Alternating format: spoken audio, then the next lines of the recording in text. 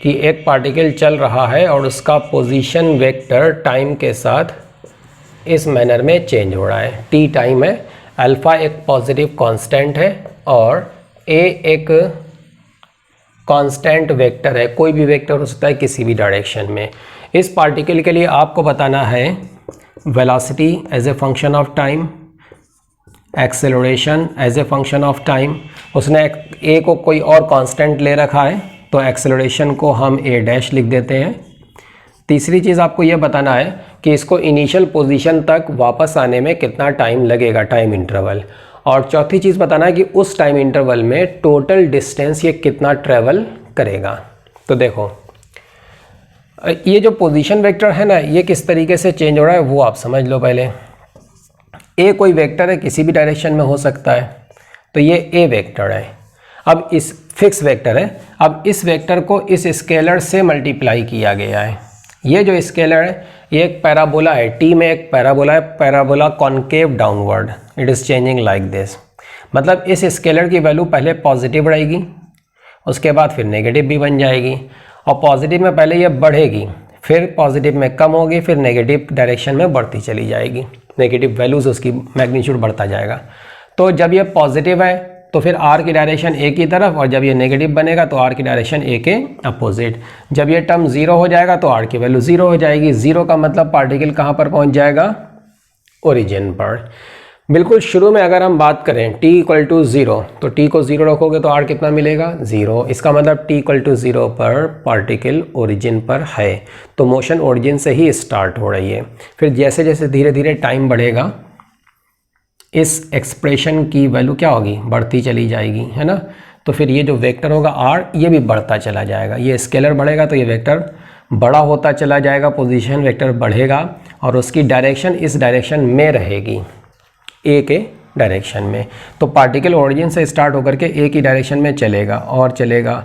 इसका vector are, position vector बड़ा होगा और बड़ा होगा और बड़ा होगा, बढ़ते बढ़ते मैक्सिमम बनेगा। जब ये स्केलर मैक्सिमम हो गया ये, तो ये वेक्टर भी मैक्सिमम। उसके बाद इस स्केलर का मैग्नीट्यूड कम होता चला जाएगा, तो फिर इस वेक्टर आर का भी मैग्नीट्यूड कम होता चला जाएगा, ये ऐसे कम होता चला जाएगा, ठीक है। तो पार्टिकल इधर जाने के बाद किसी टाइम पर रुकेगा, उसके बाद फिर वो वापस लौटेगा, इनिशियल पोजीशन पर फिर से एक बार आएगा, और किस टाइम पर आया वो हमें बताना है। तो हमने आपको समझाया कि इस इक्वेशन का मतलब क्या है। तो ये इक्वेशन इंडिकेट कर रहा है कि पार्टिकल कुछ इस तरीके से चल रहा है, स्टार्टिंग फ्रॉम ओरिजिन किसी पर्टिकुलर डायरेक्शन में चला, कुछ मैक्सिमम दूरी तक गया, उसके बाद फिर वो वापस आया और फिर इधर चलता चला जाएगा। ये जो फंक्शन है इसका मैक्सिमा कहाँ पर है, हम बहुत आसानी से फाइंड कर सकते हैं। ये पॉइंट ज़ीरो कहाँ पर बन रहा है, t into one minus alpha T. Zero कहाँ पर बनेगा, जहाँ पर t ज़ीरो है या फिर वन बाई अल्फ़ा है। तो t ज़ीरो है और ये क्या है, वन बाई अल्फ़ा। और जब ये स्केलर की वैल्यू ज़ीरो है तो फिर ये r भी ज़ीरो है, तो इस टाइम पर r की वैल्यू ज़ीरो है और इस टाइम पर भी r की वैल्यू ज़ीरो है। r की वैल्यू ज़ीरो मतलब पार्टिकल ओरिजिन पर है, तो इनिशियल मोमेंट पर पार्टिकल ओरिजिन पर है, फिर आगे चल करके वन बाई अल्फ़ा टाइम पर फिर से उसका r ज़ीरो बनेगा, मतलब फिर से वो ओरिजिन पर आ जाएगा। तो ये तो हो गया क्वेश्चन नंबर थर्ड का पार्ट। पूछ रहा है कितना टाइम लगेगा ओरिजिन तक आने में, answer is one by alpha. अब उतने ही टाइम में वो कितना डिस्टेंस चला। अगर डिस्प्लेसमेंट की बात होती तो आंसर ज़ीरो हो जाता, इनिशियल पोजीशन पर आ गया, डिस्प्लेसमेंट इज़ ज़ीरो। डिस्टेंस अगर फाइंड करना है तो डिस्टेंस बनेगी this distance plus this distance, है ना। मैक्सिमा पड़ेगा इन दोनों के बीच में, पैराबोला है ना इसलिए हम डायरेक्ट बोल सकते हैं, सिमेट्रिक रहेगा इस लाइन के about. So this time is one by two alpha. One by two alpha पर ये जो स्केलर है ये मैक्सिमम बनेगा। आप चाहें तो उसका डेरिवेटिव फाइंड कर लें, इसका डेरिवेटिव फाइंड करो, इक्वल टू ज़ीरो करो, उससे t निकाल लो, वो t भी इतना ही आएगा, वन बाई टू अल्फ़ा। ज़रा इसको देख लो, वेलोसिटी जो पूछी है हमसे, तो वेलोसिटी हो जाएगा r का डेरिवेटिव, a कांस्टेंट है, ये बनेगा, ये क्या बना, ये है t minus alpha T square, है ना, तो इसका डेरिवेटिव। तो ये हो गया वेलोसिटी वेक्टर। और एक्सेलरेशन वेक्टर, तो इस वेलोसिटी का डेरिवेटिव ले लो टाइम के रेस्पेक्ट में,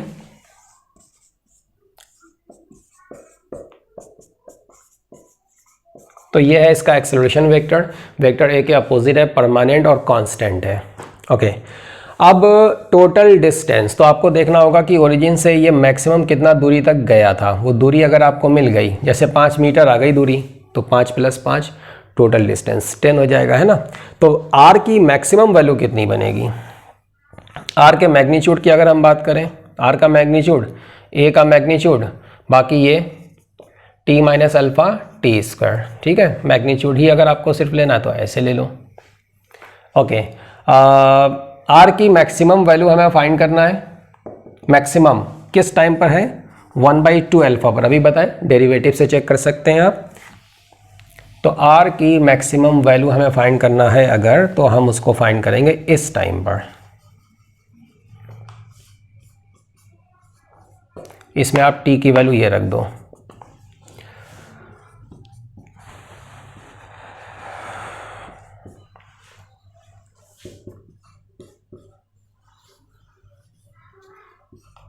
A/4 अल्फा, ये है R max. So R max + R max that is the distance to R max, मतलब कि इतना। तो डिस्टेंस कवर्ड ये हो जाएगी till the moment the particle returns to its original position. Question number 1.21, इसमें उसने बोला है कि एक पार्टिकल ओरिजिन से स्टार्ट होकर के एक्स एक्सिस के अलॉन्ग चलना चालू करता है, मतलब कि t = 0 पर ये x = इसका 0 है। इसकी velocity which is along the x axis, ये टाइम के साथ इस मैनर में चेंज हो रही है, जहाँ पर टॉ की वैल्यू है 5 सेकेंड और v0 की वैल्यू है 10 मीटर/सेकेंड। तो आपको बताना है पार्टिकल का x कोऑर्डिनेट क्या होगा। पहला question, what is the x coordinate of the particle at t = 6, 10, 20 second. Question का दूसरा पार्ट है, आपको बताना है x = 10 किस टाइम पर होगा। मतलब ये कि x जो है ना वो x कोऑर्डिनेट है, x कोऑर्डिनेट है मतलब ओरिजिन से उसकी डिस्टेंस है। ओरिजिन से डिस्टेंस एक अलग चीज़ है, पार्टिकल की डिस्टेंस कवर्ड ये एक अलग चीज़ है। पार्टिकल 15 मीटर गया, 5 मीटर वापस आ गया, तो डिस्टेंस कवर्ड 20 मीटर हो जाएगी, लेकिन ओरिजिन से उसकी जो डिस्टेंस उस टाइम पर होगी वो सिर्फ 10 मीटर होगी। समझ रहे बात को? तो ओरिजिन से डिस्टेंस 10 मीटर, मतलब कि x कोऑर्डिनेट, तो x कोऑर्डिनेट 10 मीटर किस टाइम पर बनेगा वो बताना है। और क्वेश्चन का तीसरा पार्ट ये है, आपको बताना है what is the distance covered by the particle in, what is distance in first 4 second and first 8 seconds. और फिर आपको लास्ट पार्ट इसका ये है कि डिस्टेंस, पार्ट तो नहीं उसी में है, तीसरे में ही है, आपको बताना है डिस्टेंस वर्सेस टाइम का ग्राफ क्या बनेगा। तो देखो इसमें हम क्या करेंगे, ये जो वेलोसिटी है ज़रा ध्यान से देखो, टाइम जब 0 से स्टार्ट होगा, t = 0 पर वेलोसिटी है v0 प्लस 10 मीटर/सेकेंड। तो स्टार्टिंग फ्रॉम ओरिजिन ये राइट में चलना चालू करेगा विद वेलोसिटी 10 मीटर/सेकेंड। जैसे जैसे टाइम बढ़ेगा धीरे धीरे ये टाइम बढ़ेगा, तो ये टर्म क्या होगा, शुरू में तो ये 0 था, फिर ये धीरे धीरे बढ़ेगा। तो शुरू में 0 था, फिर छोटा रहेगा कुछ टाइम तक, 1 से छोटा रहेगा, तब तक ये प्लस रहेगा, तब तक वेलोसिटी पॉजिटिव रहेगी, तब तक पार्टिकल राइट में चलता रहेगा। फिर किसी टाइम पर ये 0 बनेगा, उसके बाद फिर t इतना ज़्यादा बड़ा हो जाएगा कि t/1 से बड़ा होने लगेगा, तब फिर ये नेगेटिव बन जाएगा, मतलब वेलोसिटी नेगेटिव, मतलब पार्टिकल वापस लेफ्ट में लौटने लगेगा। तो राइट में जाते जाते पार्टिकल रुकेगा, उसके बाद फिर वो वापस भी लौटेगा। किस टाइम पर रुका, we can find it, velocity को 0 कर दो, v = 0 करो, t कितना मिलेगा, टॉ के बराबर 5 सेकेंड, 5 सेकेंड पर रुकेगा। ओके, x हमें फाइंड करना है, तो वेलोसिटी होती है dx/dt, v0 हमें पता है, टॉ भी हमें पता है। तो देखो इससे हम dx को लिख सकते हैं,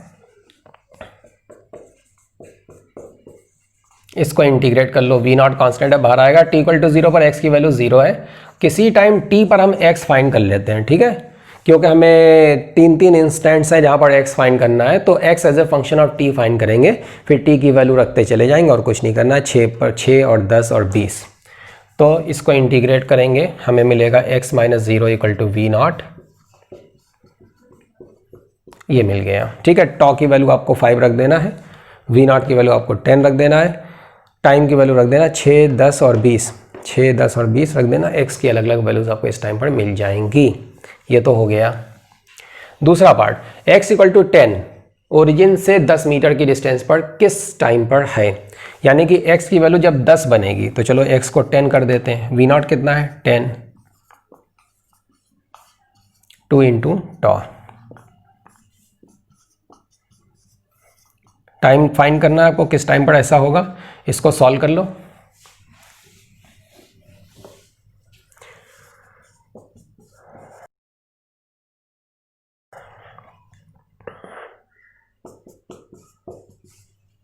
तो टाइम आ रहा है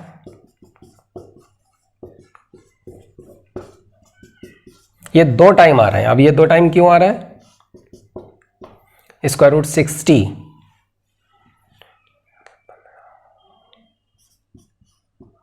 ये इतना आ गया। ठीक है, हाँ, तो ये 2 टाइम असल में इसलिए आ रहा है ना क्योंकि x = 10 जो है, उसने बोला है कि x = 10 मीटर, ये है x = 10। तो पार्टिकल जाएगा और इस पॉइंट को क्रॉस करके आगे निकल जाएगा, उसके बाद फिर वो वापस लौटेगा।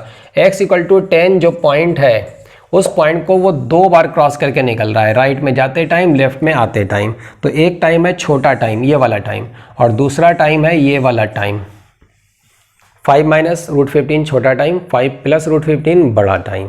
ठीक है, तो ऑब्वियसली उस पॉइंट को क्रॉस तो कर रहा है। अगर क्रॉस नहीं, क्योंकि जाकर के रुकना है, वापस लौटना है, तो हो सकता है कोई ऐसा पॉइंट बता दिया जाता आगे का जहाँ पर वो पहुँच ही नहीं पाता। जैसे हम बोल रहे हैं कि x = 50 मीटर, वो किस टाइम पर होगा।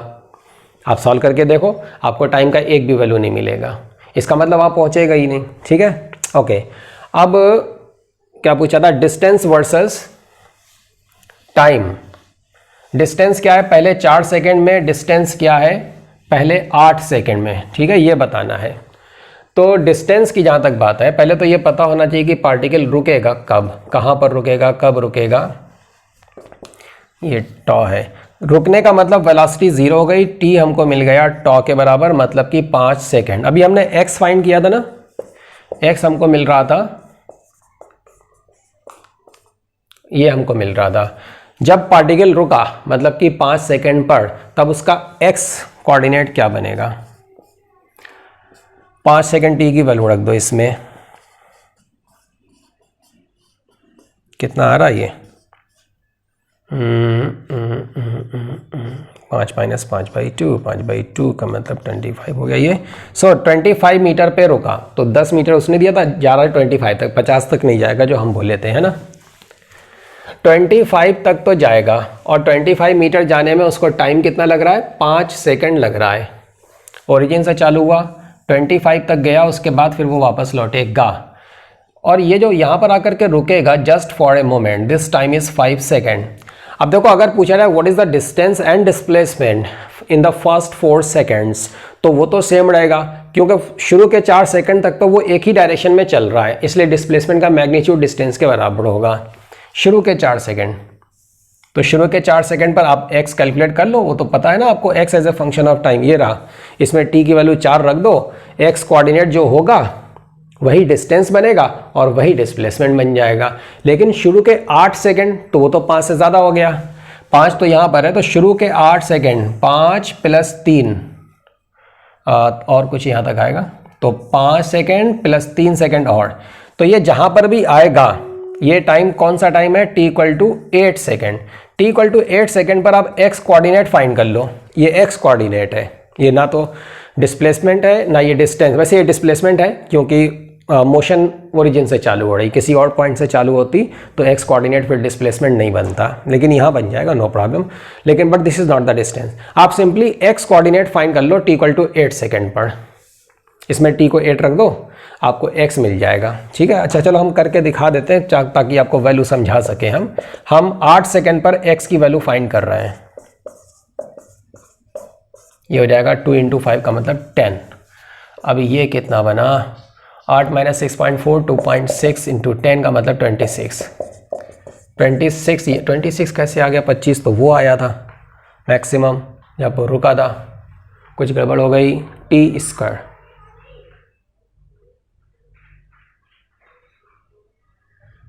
हाँ ये 2.6 थोड़ी ना है, अरे this is 1.6। Okay so this is 16 meter right, 16 meter आएगा ये, मतलब ये कितना है, ये 16 मीटर है। अब आप सोचो क्या हुआ, 8 सेकेंड तक डिस्प्लेसमेंट एंड डिस्टेंस, तो देखो डिस्टेंस बनेगी दिस प्लस दिस, ये 16 है ये 25 है, तो ये कितना है, ये है 9, तो डिस्टेंस कितनी बन गई 25 plus 9, that is the distance 25 plus 9, और डिस्प्लेसमेंट कितना बना, डिस्प्लेसमेंट कितना बना 16 मीटर राइट। ओके इसी क्वेश्चन में आपको ये भी बोला गया है कि आपको डिस्टेंस वर्सेस टाइम का ग्राफ बनाना है। तो देखो